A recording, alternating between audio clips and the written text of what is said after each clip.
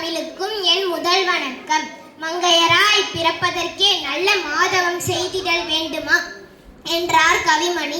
விடுதலை போரின் விடுவெள்ளியாக திகழ்ந்த வீரமங்கை ஆங்கிலேயரை எதிர்த்து போரிட்ட முதல் இந்திய வீரமங்கை வேலுநாச்சியார் அவர்களை பற்றி பேசவே வந்துள்ளேன்.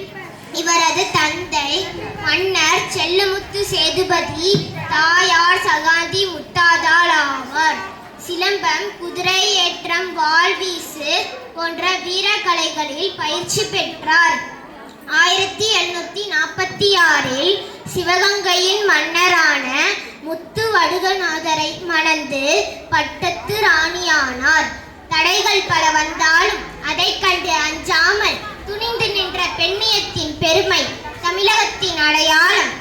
எட்டிவிடும் தூரத்தில் வெற்றியுமில்லை, அதை விட்டுவிடும் எண்ணத்தில் நானும் இல்லை என்று வெள்ளையர்களின் பீரங்கிகளை வாள் கொண்ட கரங்களால் நிலைகுலைய வைத்த இந்தியாவின் முதல் வீர பெண்மணி நான்தான். வீரமங்கை வேலுநாச்சியார் என்று சபதம் எடுத்தார். சுல்தான் ஐதர் அலி மருது சகோதரர்கள் குயிலி உதவியுடன் ஆங்கிலேய படையை வீழ்த்தி சிவகங்கையை மீட்டார். பேசுவதும் எழுதுவதும் நன்மைக்காக, பெருமை பெற்றால் அது உதவும் நாட்டுக்காக. ஆறறிவு கொண்டது எதற்காக, ஆராய்ந்து பார்க்கணும் அதற்காக. பிற உயிர் பேணுவோம் பரிவாக, பெருமைகள் புரிவோம் பெரிதாக.